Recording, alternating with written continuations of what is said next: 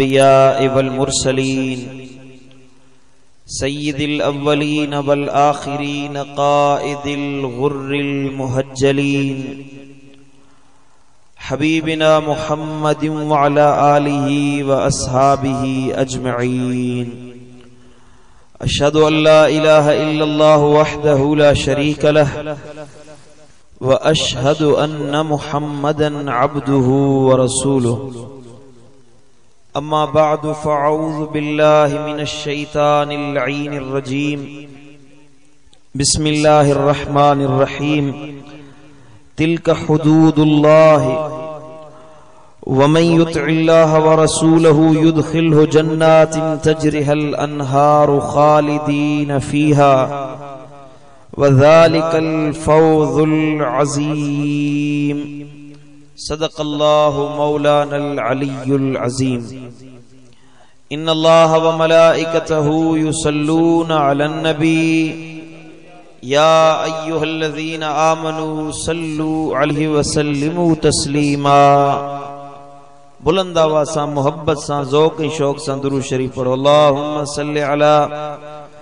سيدنا وسندنا ومولانا ومرشدنا ومنعمنا ومأوانا وملجانا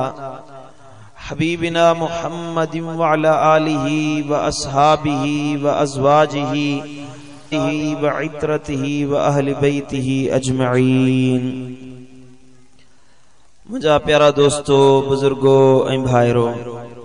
अल्लाह करीम का दुआ है तरब शाल असां सभिनी खे हिदायत नसीब फरमाए मदीने वारे साईं जी सच्ची मोहब्बत नसीब फरमाए महबूबन करीमन जी मोहब्बत में जियारे ऐं इन में शल मौत अता फरमाए अल्लाह करीम का दुआ है जे मरहूम मगफूर जे ईसाले सवाब जे ला जो की महफिल सजाई वई आ अल्लाह उन जे कब्र के जन्नत जो बाग बनाए उन जे सगीरन कबीरन गुनाहन जी माफ़ी अता फरमाए असां मां जेकी फौत थी विया अल्लाह तन सभिनी जी अल्लाह करीम खां दुआ है जन ये नूरानी महफिल सजाई आ नंगर कयो आ खैरात कयो आ अल्लाह इन खैरात के पंजी बारगाह में कबूल मंजूर फरमाए खर्च करण वारन जे दीन ऐं दुनिया में वाधारो फरमाए असीं जेकी अल्लाह जो कुरान बुधण जे ला जमो थियासीं अल्लाह करीम खां दुआ है त अलबनी जे दिल जे मुरादुन के पूरो फरमाए प्यारा दोस्तों अल्लाह जे पाक कलाम कुरान मजीद फुरकान हमीद सूरह निसा जी हिकड़ी मुबारक आयत इन फकीर तिलावत कई उनमें अल्लाह ताला इरशाद फरमायो त तिल्क हुदूदुल्लाह ये अल्लाह जो हदूं आहिन इंसानन जे ला जिंदगी गुजारण में अल्लाह ताला कुछ हदूं ऐं कुछ कानून मुकर्रर फरमाया है तवा सभनी जो तवज्जो मु फकीर दिया तवज्जो जो गौर से इन फकीर जी गाल बुधो अल्लाह जो कुरान बुधो ऐं अव्वल इरादो त इंशाअल्लाह अमल कंदासी मां को वडो मुकर्रर कोन आया खतीब कोन आया बस अल्लाह जो कुरान पढ़ंदो आया ऐं उम्मीद है त तवा बुधंदो ऐं दिल जा कन खोले बुधंदो कुरान तो फरमाए तिल्क हुदूदुल्लाह अल्लाह ताला इंसानन जी जिंदगी गुजारण के कुछ हदूं मुकर्रर करे दिनियो आहिन जिया मुल्क ठहंदा आहिन त उन्हनि जा आईन ठाया वेंदा आहिन कानून ठाया वेंदा आहिन हुन जे ला पुलिस वारा हिकड़ो इदारो आ गवर्नमेंट जो जेको उन्हनि कानूनन जी पासदारी जे ला पूराए जे ला मुकर्रर कयो वियो आ हर मुल्क हिकड़ो कानून हुंदो आ हिय दुनिया अल्लाह जी जोड़ियल आ रब जी तखलीक कयल आ अल्लाह जी ठाहियल आ बाने के अल्लाह ताला इबाद पान पैदा फरमायो आ अल्लाह तो फरमाए तवा बानन के पैदा करे ए तवा के ये छुड़वाग छडे न दिनो वियो आ जमीन ते आया आयो तो पानी मर्जी सा वतो जी वणे दिल चवे उए कंदा वतो गुनाह कयूं बदकारी कयूं परावा हक खाइंदा वतो जुल्म कंदा वतो ज़बान सा कूड़ गालायूं बेहयाई जा कम कयूं पानी मर्जी वारायूं हरगिज न अयहसबुल इंसान अई युत्रक सुदा कुरान तो फरमाए छा इंसान ये समझे तो उनके छुड़वाग छड़े दिनो वियो आ, उनके आजाद छड़े दिनो वियो आ, पंजी मर्जी सा जी वणे उहे कंदो वते, हरगिज न। अल्लाह तो फरमाए मु अल्लाह तवां जे ला हदूं मुकर्रर फरमायूं आहिनि, जेको माण्हू उन्हनि हदुनि खे अमल करे, उन्हनि हदुनि खे ओरांगे नथो, अल्लाह जे कानूननि खे ट्रोड़े नथो, भरे नथो, अल्लाह जी बेफरमानी नथो करे, अल्लाह तो फरमाए मां रब उन जे ला दुनिया आखिरत जी नेमतुनि जो ऐलान करे छॾियो आहे। समझो था, तव्हां जे ला जिंदगी में उहो अमल जेको तव्हां कयो उन जो आखिरत में तव्हां का पुछाणो थींदो। या न आमनु तकुल्लाह, हे ईमान वारो डिजो अल्लाह जी ज़ात खां, वल तंजुर नफ्सुम मा क़द्दमत लिगद, पंहिंजी जिंदगी ॾे गौर कयो। अदा तवज्जो मूं ॾियां तव्हां सभिनी जो, वल तंजुर ॾिसो, छा ॾिसो, नफ्सुन पंहिंजे नफ्स ॾे ॾिसो, मा क़द्दमत लिगद, यानी क़यामत जे ला कहिड़ा अमल मोकिलिया आहिनि, कहिड़ा अमल तव्हां अॻियां मोकिलिया आहिनि, छो त जेको तव्हां हिते कंदो उन जो क़ब्र हशर में तव्हां खां पुछाणो थींदो। मा यज़ाल इब्नु आदम, अल्लाह जो हबीब तो फरमाए तेसी आदम जे औलाद जा क़यामत जे ॾिहाड़े कदम न चुरंदा जैसी पंजन सवालनि जा जवाब। हिकिड़ो इहो सवाल थींदो क़यामत जे ॾिहाड़े, तो तोखे मु अल्लाह ताला जिंदगी ॾिनी, पंहिंजी जिंदगी कहिड़े हाल में गुज़ारी, हयाती जेका मजमूई जिंदगी मु अल्लाह तोखे ॾिनी आ, जिंदगी जो लम्हो लम्हो कीमती आ, उन जो पुछाणो थींदई। व शबाबुका फीमा यफनाउ, पंहिंजी जवानी कहिड़े हाल में गुज़ारी हुई, इहो बि पुछाणो थींदुई। तो मूंखे केरु चवण वारो नाहे, तूं ईअं समझी थो त मूंखां केरु पुछण वारो नाहे, तूं समझी थो त लिकी लिकी परदनि जे पोयां गुनाह कयां, ॿिए कंहिंखे ख़बर नथी पवे, पर अल्लाह तो फरमाए तुंहिंजी हयाती जे लम्हे लम्हे जो तोखां पुछाणो कंदुसि, तुंहिंजी जिंदगी जे घड़ी घड़ी जो तोखां पुछाणो कंदुसि। टियों सवाल, माल किथां कमायो हुई, हलाल तरीके सां कमायो या हराम तरीके सां, व्याज वठी, रिश्वत वठी, कूड़ ॻाल्हाए, ख़यानत करे, मिलावट करे, चोरी करे, ज़ोरी करे, पराओ हक खाई पोइ माल कमायो हुई या हलाल तरीके सां कमायो हुई, तुंहिंजे रुपए रुपए छा पाई पाई हिसाब ॾियणो हो। समझो था कि न कोन था समझो? परावा हक खाईंदे तोखे केरु चवे त नथो, हींअर त पुलिस सां डील कयो वेठो आहीं, जो कंहिंजे प्लाट ते कब्ज़ो कयो वेठो आहीं, कंहिंजो हक खायो वेठो आहीं, कंहिंजे मथां ज़्यादती कयो वेठो आहीं, भाइरनि जा हक खायो वेठो आहीं, भेणुनि जा हक खायो वेठो आहीं, अबे अम्मा सां झगड़ो ऐं फसाद कयो, हिते त तोखे केरु पुछे नथो, हिते त तूं ॾाढ मुड़सी करे वेठो आहीं, पर मिठा क़यामत जे ॾिहाड़े अल्लाह तोखां ज़र्रे ज़र्रे जो पुछा कंदो, ऐं पोइ उते ॿुधा त तूं अल्लाह खे जवाब कहिड़ो ॾींदे। ॻाल्हायो नथा, केड़ो जवाब ॾींदो अल्लाह खे? मालिक तुंहिंजी बेफरमानी करे आयो आहियां। चौथों सो उहे पैसा किथे ख़र्च कया हुई, जेको माल कमाई हुई किथे ख़र्च कयो हुई, हराम में, शराब में, जिना में, बेहयाई में, नाजायज कमन में खर्च कई हुई या खैर खैरातूं कई हुई, अबे अम्मा जे लाइ साले सवाब कई हुई, गरीबन जी पर घोर लथई, इहो जिते खर्च कई हुई उहो बि तोखां पुछाणो।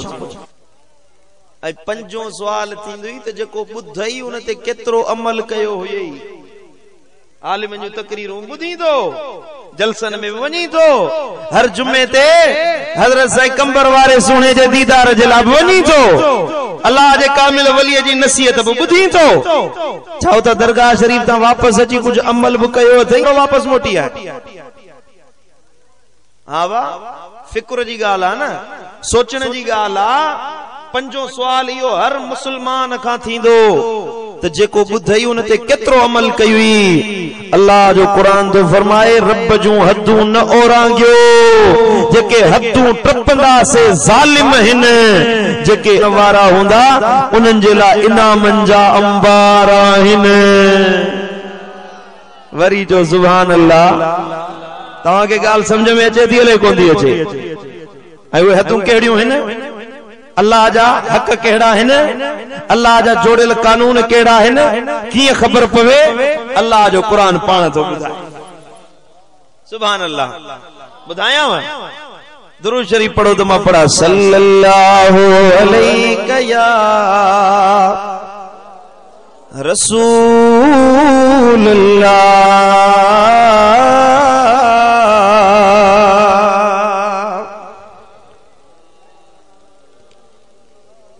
जॾहिं अल्लाह कयो त ये मुंहिंजूं हदूं आहिनि, अर्ज़ कयो वञे मुंहिंजा मौला तो कहिड़ियूं हदूं मुक़रर कयूं आहिनि, कीअं ख़बर पवे त तुंहिंजी हद तुंहिंजो कानून कहिड़ो आहे। रब फरमायो वमन युतिइल्लाह व रसूलहू, मां अल्लाह जो ऐलान कयां जेको माण्हू अल्लाह ऐं उन जे रसूल जी इताअत करे, अल्लाह जी पैरवी करे, रसूलुल्लाह जो हुक्म मञे, जेको अहकाम मुस्तफा ते हले, जिंदगी इन हाल में घे जो उन जो लम्हो लम्हो, उन जो हर फेल, उन जो हर कदम जेको खजे, उन जी जिंदगी जो जेको फेल हुजे वो मुस्तफा करीम जी सुन्नत जे मुताबिक हुजे। पंहिंजा त दर आहिनि, ॿिया बि दर खोड़, ॿिया बि रस्ता खोड़ आहिनि, ॿियूं बि वाटूं खोड़ आहिनि, खोड़ तरीक़ा आहिनि, खोड़ रस्ता आहिनि। हर क़ौम जो पंहिंजो पंहिंजो तमद्दुन आहे, हर कंहिं माण्हू जी पंहिंजी पंहिंजी तहज़ीब आहे, पंहिंजो रीतूं ऐं रस्मूं आहिनि, रवाज पंहिंजा पंहिंजा आहिनि। शादी में पंहिंजी रस्म ईंदी आहे, बाबा असांजे क़ौम जे हीअ रीता हे रवाजा, इन ते अमल कयूं। पर अल्लाह जो कुरान तो फरमाए त अल्लाह जी हद ई आहे जो मोमिन बानो रीतुन रस्मुन ते न हलंदो आहे, उन रस्ते ते हलंदो आहे जेको हसने जे नाने सेखारियो आहे। समझो था कि न कोन था समझो? जेको ॿिया रस्ता सब बंद करे, ॿियूं वाटूं बंद करे, ॿिया तरीक़ा छॾे ॾे, बस ईअं चवे त मुंहिंजी दिलड़ीअ जो दिलबर महबूब मोहम्मद वा, मुंहिंजी दिलड़ीअ जो दिलबर महबूब मोहम्मद रहमत जो फिरी पे कर, महबूब मोहम्मद मुंहिंजी दिलड़ीअ जो दिल पर महबूब मोहम्मद अल्लाह ॾियण ते हथ वंड हबीबन जे, अल्लाह ॾियण ते हथ वंड हबीबन जे, खुद पाण चयो परवर महबूब मोहम्मद ओ जो मुल्क मदीनो सल अल्लाह ॾेखारींदो, चओ आमीन। जंहिंजो मुल्क मदीनो सल अल्लाह ॾेखारींदो, दिल रोई चवे हर हर महबूब मोहम्मद। सुभान अल्लाह। पढ़ो सल्लल्लाहु अलैहि या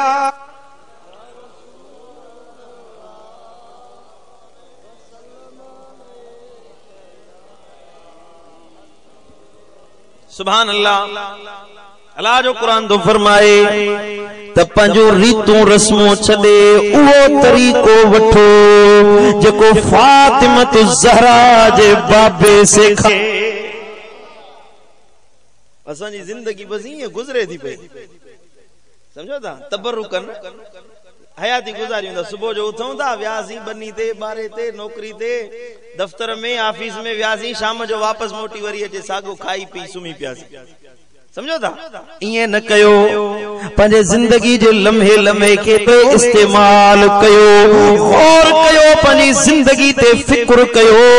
त कहिड़े हाल में असांजी ज़िंदगी गुज़री रही आहे। जे शैतान जे रस्ते ते हले थी पई त झल पाण खे, रोक पाण खे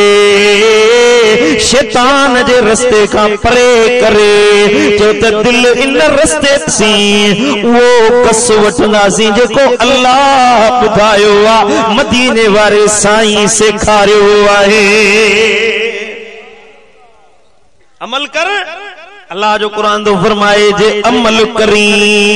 मुस्तफा जी सुन्नत ते, साईं जे फरमान ते हली त यो जन्नातिन तजरी मिन तहतिहल अनहार। वरी जो सुभान अल्लाह, मुस्तफा जी गुलामी इख्तियार कर, साईं जी इताअत इख्तियार कर, अमल कर, बीजे फरमान ते अमल कर। इए न रुगी नाव गणियो मुसलमान नथी, कलमो भरियो असां ला इलाहा इल्लल्लाह जी, नबी जा वॾा आशिक आहियूं, नबी जा वॾा परवाना आहियूं। नमाज छो नथो पढ़ी बाबा, बस मोहब्बत आहे, बाक़ी नमाज कोन पढ़ो। आओ कि न, पीर साहब हुजे हिकिड़ो मुरीद आयो से, बुजुर्ग हथे ते खयो पियो अचे, त मुरीद वेठो जे पासे में, साईं तोसां मूंखे ॾाढी दिल आहे, वॾी मोहब्बत आहे तोसां।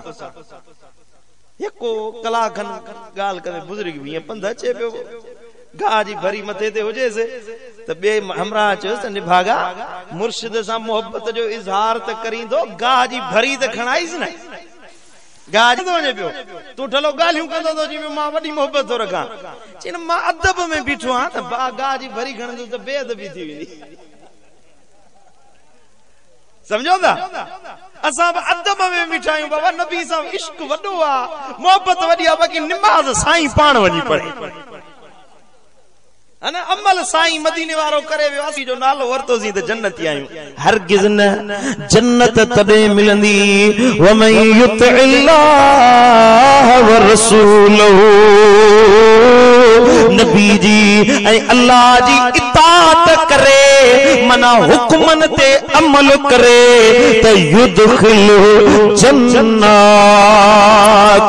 उनखे पोइ जन्नत में दाखिल करे छॾींदो। नबी जे फरमान ते अमल कयई, नबी जे सुन्नत ते अमल कयई। अब जन्नत कीअं मिली? जॾहिं फरमाने मुस्तफा ते हलियो, साईं जी ॾिनल वाट वरतई, महबूब मुस्तफा जे ॾिनल हलियो। अल्लाह जे कुरान फरमायो युदखिलहु जन्नातिन तजरी मिन तहतिहल अनहार। अहिड़ियूं जन्नतूं ॾींदो मां, जंहिंजे हेठां नहरूं जारी हिन, नेमतूं ई नेमतूं, इज़तूं ई इज़तूं। पर उहा जन्नत ॾींहं ॿिनि जे लाइ न मिलंदी, लम्हे जे लाइ, साल जे लाइ, हफ़्ते महीने जे लाइ, 10-20 सालनि जे लाइ न। दुनिया जूं नेमतूं त अॼु आहिनि, सुभाणे हलियूं वेंदियूं। जेका बि नेमत आहे हिकिड़े ॾींहुं हलणी वञणी शइ आहे। जेके पैसा तुंहिंजे खीसे में आहिनि, सुभाणे ॿिए जे खीसे में वेंदा, हा न भाउ? ईअं थियो आहे त सदाईं पैसा पिया हुजे, पर ज़िंदगी में घणी चेल सां पैसा ॿधी छॾी, मरण ते त वरी बि क़बर में पवंदे न। कंहिंजे कब्र में तव्हां ॾिठो हूंदो ओसे पासे में मौत थिया हूंदा पंहिंजे हथनि सां पंहिंजा अज़ीज़ दफ़नाया हूंदई पंहिंजा मिट बि पूरिया हूंदई मिठा पंहिंजे यारनि दोस्तनि जो बि कुल्हे कांधी थियो हूंदे पंहिंजे अबे अम्मा जो बि लाशो खयो हूंदई उनजे लाइ कब्र बि खोटी हूंदई तुंहिंजे ओसे पासे जे कब्रिस्ताननि में बि वियो हूंदे पर कॾहिं कंहिंजे कब्रिस्तान में तोखे टिजोड़ी नज़र न आई हूंदी कबट नजर न आयो हूंदो इल्म कब्र में ठहल नजर न आई त कब्र में इल्मारी ठहल हुजे उनमें पैसा टोकड़ गॾु करे रखो कंहिंजे कफन में तो खीसो न ॾिठो हूंदो त खीसो ठहल हुजे उहे पैसो टोकड़ उनमें रखे पोइ कब्र में दफन थिए न मिठा कब्र में ॾिसंदे त हिकिड़ी सोढ़ी सामी अंधेरी जिते मण मिटीअ हेठि यार दोस्त दफन करे हलिया वेंदई न को सॾ ॿुधंदई न को दाह ॿुधंदई न को दाह भरना ईंदई मुंहिंजे लजपाल नबी फरमायो जॾहिं कुल्हे गांधी मैयत खे कब्र में दफन करे हीअं वापसि वरंदा आहिनि उहो मैयत दाह करे वञण वारा थोरी देर त बीजे पंहिंजे बच्चन के सुञाणंदो आ पीउ आ त पुट के सुञाणंदो आ ओ मुंहिंजा बच्चा ओ मुंहिंजा पुट तुंहिंजे लाइ हेॾियूं दुनिया में महिनतूं कयनि मूंखे हिन कब्र अंधेरी कोठड़ी में कंहिंजे हवाले कयो थो वञी पियो उहो मैयत भाइरनि खे सुञाणंदो आ ओ अता थोरी देर त मुंहिंजी कब्र ते बि वक़्तु गुज़रे जॾहिं को यार को दोस्त उन कब्रिस्तान खां पासे में लंघंदो आ वो कब्र वारो उनखे ॾिसंदो आ साईं करीमन फरमायो आ दाह करे चवंदो आ ओ वञण वारा थोरी देर त बि यार बकुल त मुंहिंजे मथां पढ़ियो वञे क़ुरान खे ईसाले सवाब कयो वञे पर मिठा न को सॾ ॿुधंदुई न को दाह ॿुधंदुई न को मदद जे लाइ ईंदुई पर कब्र में फ़ाइदो मिलंदुई त अमलन सालिहन जे सदके फ़ाइदो मिलंदई समझो था कि न कोन था समझो ज़बान दराज़ी कयो वेठो ही जो दिलियूं पे तो रंजाई माण्हुनि खे अज़ियतूं पे तो पहुचाई ज़ुल्म जा कम पे तो करी क़ुरान तो फरमाए वैलुल लिकुल्लि हुमज़ति लुमज़ा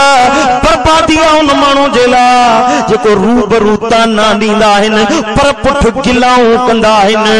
अल्लज़ी मालहु अदद उहो माण्हू जेको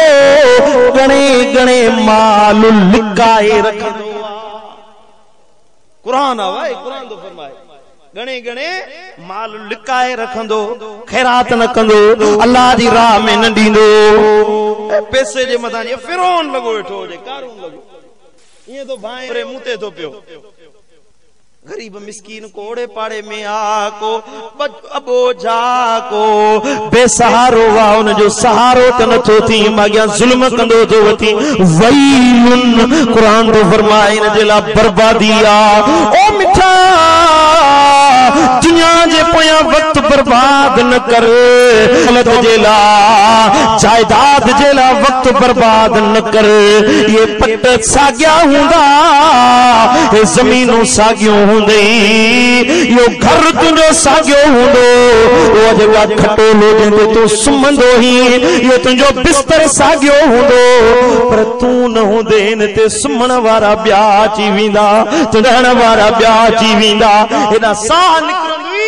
और तुझे बन्नीअ जा खातेदार ॿिया बणजी वेंदा तुंहिंजो नालो हींअर खान थो सॾाई साहिब थो सॾाई प्रोफेसर थो सॾाई साहब थो सॾाई पर ओॾीमहिल नालो बदिलजी मैयत पइजी जल्दी कयो यार हैदराबाद कराची अब जल्दी पहुचो छाए अब जल्दी कयो मैयत के खणो दफन कयो टाइम पूरो थी वियो घणो वक्त थियो मैयत के खणो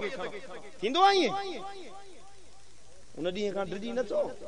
वो ॾींहुं हर कंहिं ते अचणो आहे मूं ते तोते हर हिक ते अचणो आहे ऐं मुमकिन आहे अॼु हिते मरहूम मोहम्मद सिद्दीक़ जे ईसाले सवाब जी महफ़िल में आया आहियूं हर साल असां न हुजूं मैदान साॻियो हुजे ते असां जे ईसाले सवाब जी महफ़िल सजाई वञे मिट माइट ईंदा हुआ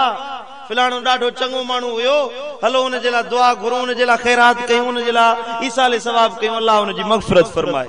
पर इहो भई या नसीब आहे, अल्लाह शल पोयनि खे मत ॾे। हे त भला आहिनि जन पंहिंजे अबे वॾनि जे लाइ ईसाले सवाब जी महफ़िल सजाई आहे, पर अॼु जो नौजवान अहिड़ो मत मुंझो थी वियो आहे जो चए थो बाबो मरे त मिल्कियत ते कब्ज़ो कयां। इन पासे ध्यान इन पासे आहे, बाबो मिल्कियत नथो ॾे, पैसो नथो मिले, समझो था, मरी वञे त को ख़त्म ॾियण वारो बि कोन हूंदो। अल्लाह कबीरा, अल्लाह जो कुरान तो फरमाए व अलैसा लिल इंसान इल्ला मा सआ, हर इंसान जे लाइ वो आज को दुनिया में उन कोशिश कई, मेहनत कई, जेको दुनिया जे लाइ भॼ डुक पाण पंहिंजे अमलनि जे लाइ कई, उहो ई खे फ़ाइदो मिलंदो, क़ब्र हशर में उहो ई उनखे मिलंदो। अल्लाह जो कुरान तो फरमाए पोइ नबीअ जे ॾिनल राह ते अमल करी त जेके जन्नत जूं नेमतूं मिलंदई उहे अण खुट हूंदियूं, ला तदाद हूंदियूं। अर्ज़ पियो कयां त दुनिया ख़त्म थियणियूं आहिनि, हर शइ ख़त्म थींदी। जवानी आहे, हिकिड़ो माण्हू नौजवान आहे, अॼु जवान आहे, सुभाणे दाढ़ी में अछा वार अची वेंदा। जवानी में नेमत आहे न भाउ, जवानी हिकिड़ी नेमत आहे। उन्हनि खां पुछा कयो जेके बीमारी में वञी पवंदा आहिनि, सेहत नेमत आहे, सेहत वञे पोइ माण्हू खे ख़बर पवंदी आहे। हबीबन फरमायो नेमतान मक़बूल नेमतूं अहिड़ियूं आहिनि जिन मां माण्हू वॾो बेपरवाह लॻा वेठा आहिनि। हिकिड़ो फरागत, ॿियो सेहत। वांदकाई, वांदो वेठो आहे त तूं अल्लाह जो ज़िक्र कर न, छा कंदो? वांदकाई मिलंदी त होटल ते वञी टेलीविज़न जे साम्हूं वेहंदो, ताश जा पत्ता खयो वेठो हूंदो, ॿियो वरी छके जे पोयां हूंदो। वेठा आहिनि हाणे त वरी नई शइ आई आहे मोबाइल, सॼो ॾींहुं मोबाइल में वेठा आहिनि। गंदगी, गंदियूं वीडियो, सही मुंहिंजा मैसेज, उनमें वाहियात लफ़्ज़, ग़लत लफ़्ज़, हुन सां वांदकाई जा बर्बाद कंदो वेठो। अल्लाह वक़्तु ॾिनो अथई त पुट इन वक़्त में तूं अल्लाह खे यादि कर, इन में अल्लाह जो ज़िक्र कर न। फरमाए जेको हिकिड़ो दफ़ो चवंदो आहे अल्लाह, चओ तूं अल्लाह, हिकिड़ो दफ़ो चवे अल्लाह, रब 70 दफ़ा फरमाईंदो आहे जी कयां बाना, जी कयां बाना, घुर त तोखे अता कयां। अबो अम्मा हिन जी जलमा हुआ वात जा वात में विझंदी आहे। हिकिड़ो दफ़ो सॼी अम्मा जवाब ॾींदई, ॿियो दफ़ो सॼी अम्मा जवाब ॾींदई, पर टियों दफ़ो हरू भरू बि सॼीस मां बि कावड़जी पवंदी। पर अल्लाह अहिड़ो महिरबान आहे जो ॾींहं में 1000 दफ़ा सॼी त हर भेरे सां 70 मरतबा रब जी जी करे तोखे सॾ जो जवाब ॾींदो आहे। एडो मेहरबान अल्लाह, तोखे वांदकाई मिली आ, तू वे अल्लाह जो जिक्र कर। जेको जिक्र करे, अल्लाह के याद करे, कुरान तो फरमाए तो उन जे लाइ दुनिया आखिरत जी कामयाबी आ। वज़कुरुल्लाह ज़िक्रन कसीरा, रब याद कयो त लअल्लकुम तुफ्लिहून, जे तव्हां के कामयाब बनायो वने। वांदकाई में रब जो जिक्र कर, वही मदीने वारे साईं ते दुरूद पढ़ो। साईं करीमन फरमायो जेको हिकिड़ो दफ़ो मुते दुरूद पढ़े, मन सल्लैया मर्रतन सल्लल्लाहु अलैहि अशर मर्रा, जेको हिकिड़ो दफ़ो मुते दुरूद पढ़े अल्लाह उन ते पंहिंजूं 10 रहमतूं नाज़िल कंदो आहे। सुभान अल्लाह। कर्जन में आई दुरूद, मर्जन में आई बीमारी लगी अथई लहे नथी, तू दुरूद पढ़, अल्लाह तुझो बीमारियों लाहे छड़ींदो। कर्ज जबलन जेड़ा थी वञनई, तू दुरूद पढ़,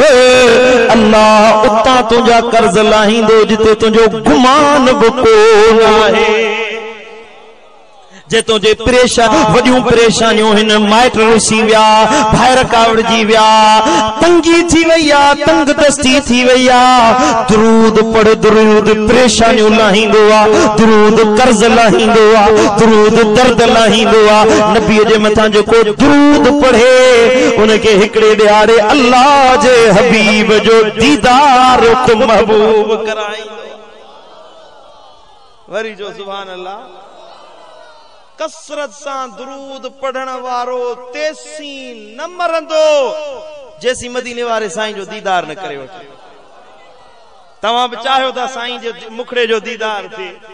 सुभान अल्लाह मोहब्बत वारा तो चवंदा या अल्लाह करत कुर्बान कया रुगी हिक घड़ी महबूब जो दीदार वरी जो सुभान अल्लाह हबीबन करीमन फरमायो मन रआनी फिल मनाम फकद रआनी जे मुखे निंड में डिठो उन जण के हकीकत में मुझो दीदार कयो ऐ मदीने वाले साईं फरमायो जेको मुझो दीदार करे ख्वाब में मुखे दिसे उन जो नालो जे वलियन में शुमार कयो विंदो आ वरी जो सुभान अल्लाह सुभान अल्लाह हिते असां के दुनिया जी एडी तलब थी वई आ जो मदीने वाले साईं जो नालो ही विसरी वियो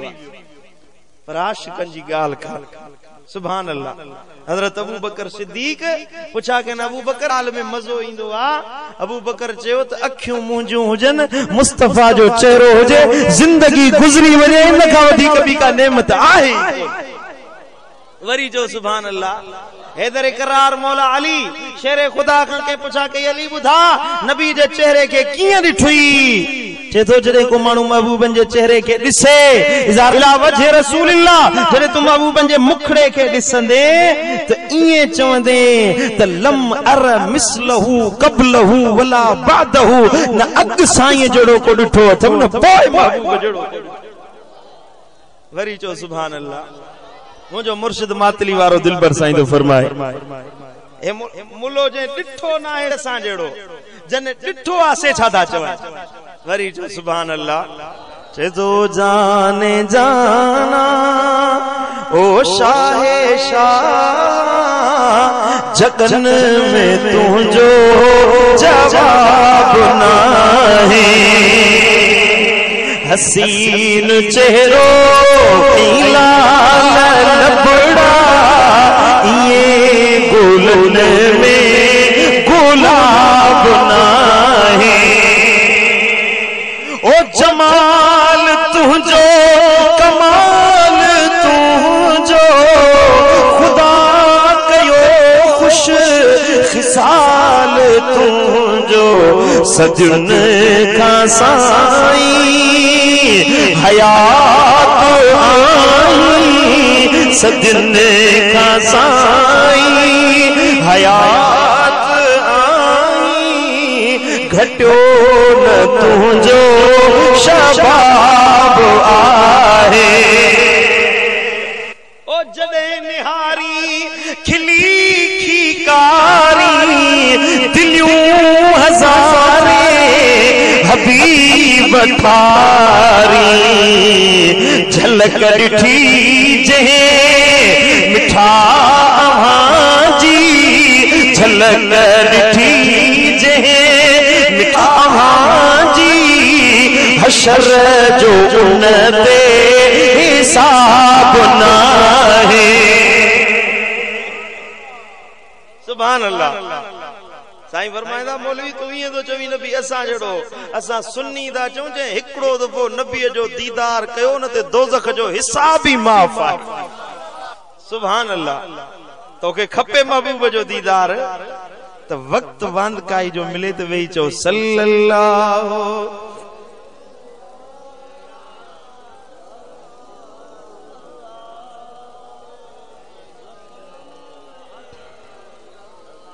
थकल थकल दुरूद न पढ़ो मोहब्बत सा पढ़ो सल्लल्लाहु अलैका या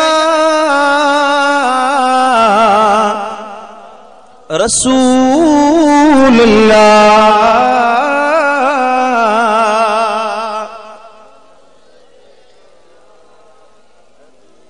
अर्ज पे कया था तो दुनिया जो नेमतूं महदूद हद ताईं आहिनि। हर शइ जी जो हिकिड़ो मुक़रर वक़्तु आहे। हर शइ जो जवानी जो बि वक़्तु आहे, दौलत जो बि वक़्तु आहे, औलाद जो बि वक़्तु आहे, हिकिड़ी हद में औलाद मिलंदो। ज़िंदगी जो वक़्तु आहे। हीअं जवानी आहे, ताक़त नेमत आहे, ख़त्म थी वेंदी, कुराड़ पहुची वेंदी, जिंदगी खत्म थी वेंदी, पैसो खत्म थी वेंदो, हर शइ खत्म थी वेंदी। पर जेको मदीने वारे साईं जी ॾिनल राह ते अमल करे, महबूब जे तरीके मुताबिक जिंदगी गुजारे, कुरान तो फरमाए उनके जन्नत जूं नेमतूं मिलंदियूं जेके साल जे लाइ न मिलंदियूं, 5 सालनि जे लाइ न मिलंदियूं, 10 सालनि 60 सालनि 100 सालनि जे लाइ न। जॾहिं जन्नती जन्नत में वेंदा त खालिदीन फीहा, उहे हमेशा जन्नत जा रहवासी बनाया वेंदा, सदाई जे लाइ जन्नत में विहारिया वेंदा, सदाई जी नेमतुनि में हूंदा। बल्कि जन्नत में जो वेंदा, हिते जेको चेहरो आहे सो आहे, जेको मुंहुं आहे सो आहे, के गोरा आहिनि, के कारा आहिनि, के अंधा, के मंडा, के लूला, के लंगड़ा, हर कंहिंजो पंहिंजो। पर जन्नत में वेंदा त सभिनी जा चेहरा सुहिणा हूंदा। साईं करीमन फरमायो त हर जुम्मे जे ॾींहं ते, जुम्मे जो ॾींहुं थींदो न, जन्नत में ॾींहंनि जो कॉन्सेप्ट न हूंदो। हिते जीअं छंछरा, आचरा, सूमरा, अंगारो, जन्नत में ये छंछरा आचर कोन हूंदा, पर जन्नतियुनि खे जुम्मे जो ॾींहुं यादि हूंदो। ॾींहं ते जुम्मो निमाज़ पढ़ंदा आहिनि, कमकार छॾे जुम्मे जे लाइ वेंदा आहिनि न, वो जुम्मे जो टाइम उन्हनि खे यादि हूंदो। छो जो जॾहिं जुम्मे निमाज़ जो टाइम थींदो, तकरीबन असां वटि हिकिड़े ई टाइम ते जुम्मो पढ़ंदा आहिनि, 1 खां वठी 3 बजे ताईं जे विच में, ये 2 कलाक आहिनि। इन्हनि विच में सॼी सिंध में वञो, घोटकी खां वठी कराची ताईं, त इन विच में सभई जुम्मो निमाज़ पढ़ंदा आहिनि, 1 खां वठी 3 जे विच में इन में जुम्मो थींदो आहे। इहो टाइम जेको जुम्मे जो आ, जन्नत में वेंदा इहो यादि हूंदो। छो जो जॾहिं जुम्मे निमाज़ जो टाइम थींदो त अल्लाह जन्नतियुनि खे पंहिंजो दीदार कराईंदो। जो जमाल वो जमाल उलूहियत जेके ॾिसण जे लाइ हज़रत मूसा कलीमुल्लाह रुनो पे, अर्ज़ पे कई रब अरनी अंजुर इलैक, ओ मुंहिंजा मौला हिजाब हटा त तुंहिंजो दीदार कयां। रब फरमायो सुलंती, ओ मूसा तूं न ॾिसी सघंदे। ॿी रिवायत में अल्लाह ताला ईअं फरमायो मूसा कलीमुल्लाह के, ला ताकुल अमवाल यतामा या मूसा, ओ मूसा यतीमन जा माल न खा। अल्लाह के अर्ज कई मुंहिंजा मौला मूं तो तुंहिंजो दीदार घुरियो आहे, कहिड़ो यतीमन जो माल खला। फरमायो ए मूसा मुंहिंजो दीदार अब्दुल्ला जे यतीम बचड़े, आमिना जे यतीम लाल मोहम्मद मुस्तफा जो हक़ आहे। वरी जो सुभान अल्लाह, अल्लाह अकबर कबीरा। ये शान मुझे मदीने वारे साईं जो आहे। माण्हू समझे त कलीमुल्लाह जो शान वॾो थियो, गुफ्तगू पियो करे, पर मोहब्बत वारो जो है तो कोई या कलीमुल्लाह, कोई या खलीलुल्लाह, ज़ात सभनी का मिठे मोहम्मद जी भलारिया, ज़ात सभनी का सुने सैयद जी भलारिया, तड़पंदो सोई सजन लायू मेरे सारिया। मुझे महबूब के ॾिठो गवारिया, सुभान अल्लाह। मुझे महबूब के ॾिठो जे गवारिया, सुभान अल्लाह, सुभान अल्लाह, सुभान अल्लाह। अदा समझो था कि न कोन था समझो? यो जे दीदार जेला मूसा रुनो पे वो दीदार अल्लाह ताला मुस्तफा करीम जे तरीके ते अमल करण वारे के हर हफ्ते जुम्मे जे ॾींहुं पाण कराईंदो। अल्लाह ओ मिठा केडी वडी नेमत मदीने वारे साईं फरमायो दुनिया आखिरत जो जेके भी नेमतूं हिन जन्नत जो नेमतूं या दुनिया जो नेमतूं तन सभनी नेमतुन में वडे में वडी ऐं लजीज तरीन नेमत आहे त मोमिन बाने जो पंहिंजे अल्लाह के ॾिसणो आहे। सुभान अल्लाह जॾहिं अल्लाह के ॾिसंदा मोमिन बाना दीदार कंदा त वापस मोटंदा तो उनजे हुस्न में इजाफो थी वेंदो। हिते त असांजो मुंहुं जीअं जीअं उमिरि गुज़रे कुराड़ पचे त मुंहं जी रौनक निकिरंदी वञे। जेको माण्हू गुनाह करे उन कुराड़ में उनजे मुंहं मां नूर ख़त्म थी वेंदो आहे। जेको नेकी करे जीअं जीअं उमिरि ढलंदी वेंदी तीअं तीअं उनजे में अल्लाह इजाफो कंदो। सुभान अल्लाह यकीन जानो तव्हां पाण तजुर्बो कयो। मिसाल ॾियां तव्हांखे तू वञ कंबर शरीफ वञ। सुभान अल्लाह अल्लाह जे कामिल वली जो चेहरो ॾिस। तू अच मुंहिंजे मुर्शिद दिलबर साईं वटि अल्लाह जे कामिल वली जो मुखड़ो ॾिस। जवानी में उन्हनि जा मुंहं त हुया पर जीअं ॾाढ़ी अची थी आहे कुराड़ पाई आहे माण्हू कुराड़ा ॾिसूं था उन्हनि जे मां नूर ई मोकिलाए वञे उन्हनि जो मुंहुं ई नथो वणे। वलीअनि जो चेहरो ॾिस त दिलि चवंदी वेठो ॾिसां वेठो ज़ियारत कयो। सुभान अल्लाह आओ न ॻाल्हि आहे कि न ग़लति थो चवां? बेशक मुंहं मां ख़बर पवंदी आहे छो जो उहे अल्लाह खे यादि कंदा आहिनि। हे रुगी रब जे ज़िक्र करण जे करे उन्हनि जे मुंहनि में अहिड़ी रौनक अची वई आहे जब दू बदू रब जो दीदार कंदा उन्हनि जे चेहरे जे नूर जी छा ॻाल्हि कजे। सुभान अल्लाह समझो था उन्हनि नेमतुनि में अञा इज़ाफ़ो थींदो। उहे कंहिंखे मिलंदियूं जेके मदीने वारे साईं जी ॾिनल राह ते अमल कनि। ऐं कुरान तो फरमाए वज़ालिकल फौजुल अज़ीम। ए दुनिया वारो जे दुनिया जी कामयाबी आहे त इहा आहे या जबरदस्त कामयाबी आहे केड़ी जो तोखे दुनिया में तोखे हिन हयाती में मदीने वारे साईं जी ॾिनल राह जे मथां अमल नसीब थी वञे। पर इत्तेफाक आहे कई जे अल्लाह जे हबीब जे फरमान ते अमल न कयई बेफरमानी वारी वाट ते हले गुनाहन वारे रस्ते ते हले। नबी फरमायो नमाज पढ़ तू नमाज नथो पढ़ी। नबी फरमायो हलाल खा तू हलाल नथो खाई। नबी फरमायो कूड़ न ॻाल्हा तू कूड़ ॻाल्हाईंदो वती।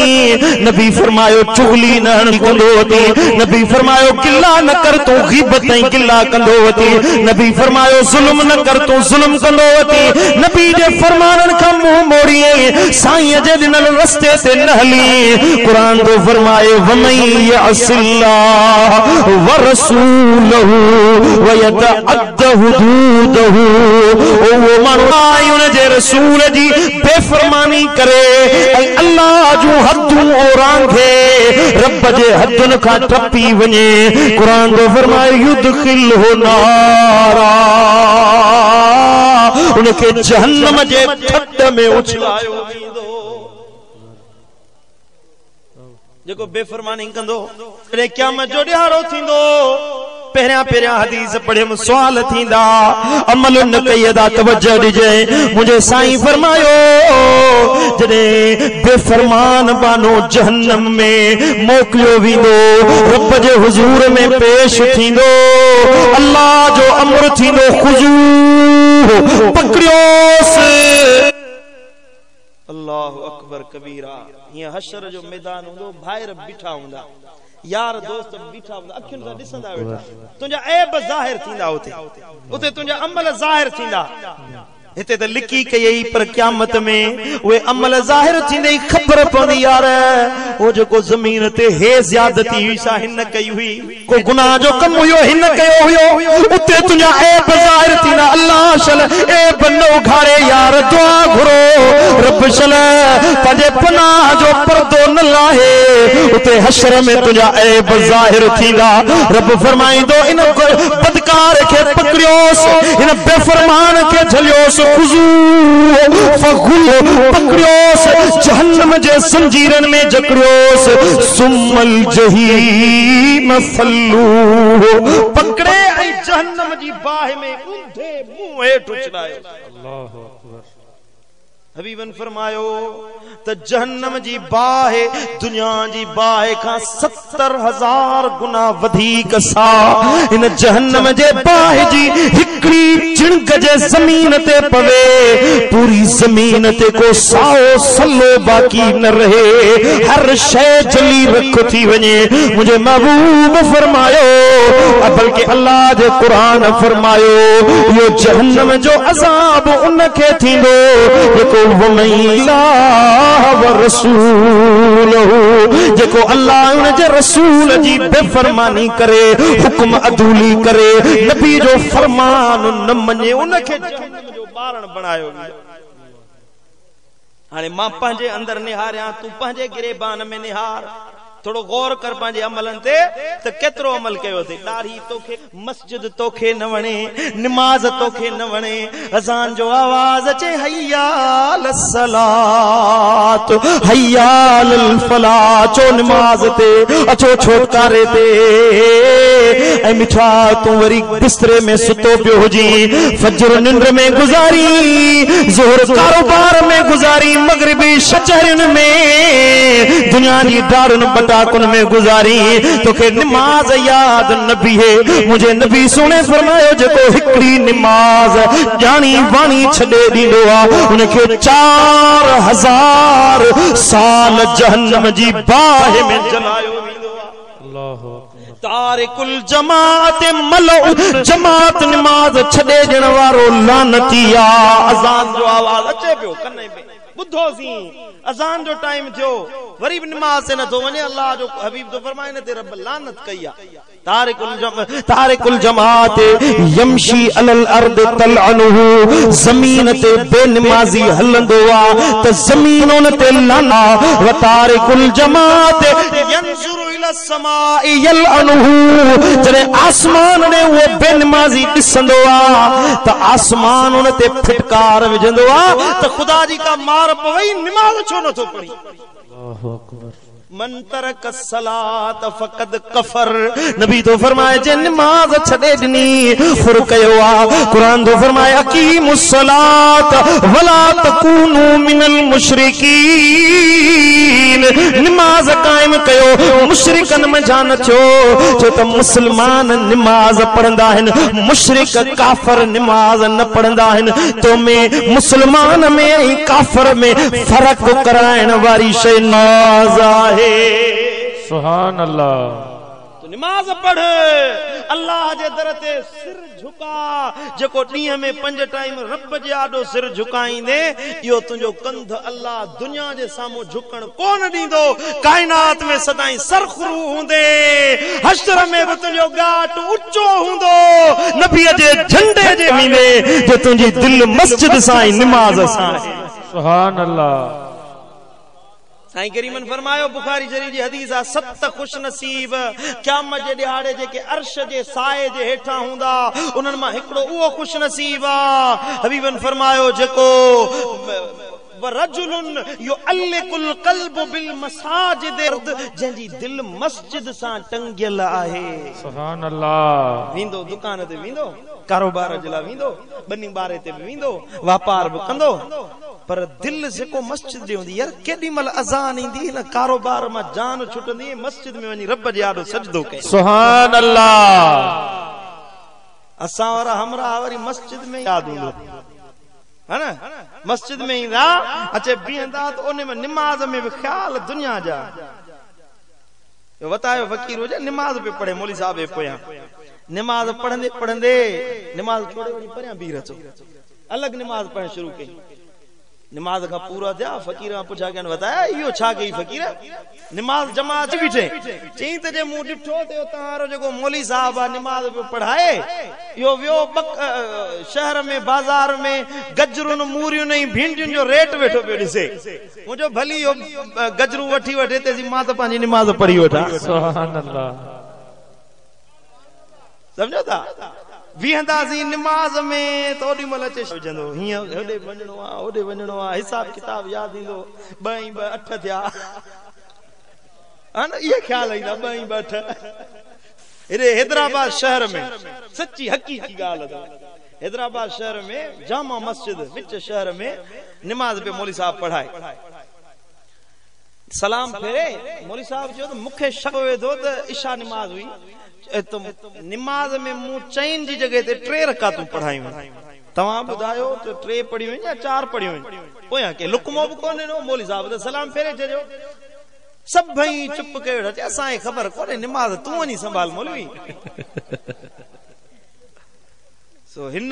चो तो यार मुखे शक पवे तो मु 3 हिकड़ो हमरा आयो चई त मौली साहब हा अज 3 पढ़ायूं थई 4 न पढ़ायूं थई चई त इहो तोखे किए खबर पई जे मुंजा हन 4 दुकान रात जो इशा नमाज पढ़ंदो आ त हर रकात में हिकड़े दुकान जो हिसाब कंदो आया अज 3 दुकान जो हिसाब कयो त हिकड़ो रहजी विया पक्क सा 3 रकातूं पढ़ियो इहो प्रकार असा जा वरी चौथा त डोह इमरान खान जो महंगाई करे छड़ी पंहिंजा प्रकार त सुधार न पुट पंहिंजा हालत सुधार न तू त दीन ते अमल कर न हबीबन फरमायो त माण्हू जहिड़ी क़ौम हूंदी आ उन्हनि जे मथां हुक्मरान बि अल्लाह ओड़ा मुसल्लत कंदो जहिड़ा माण्हू हूंदा हुक्मरान थींदा डो सियासतदाननि खे न ॾियो पुट त हिननि असां ते हीअं कयो पीपी वारनि हीअं कयो नून लीग वारनि हीअं कयो इमरान खान हीअं कयो आ डो उन्हनि जो न आहे डो तुंहिंजो आ तूं जो अल्लाह जी बेफरमानी कयो वेठो ही तूं जो रब जे हुक्मनि जी भञकड़ी कयो वेठो ही त रब हुक्मरान बेड़ा मुसल्लत कया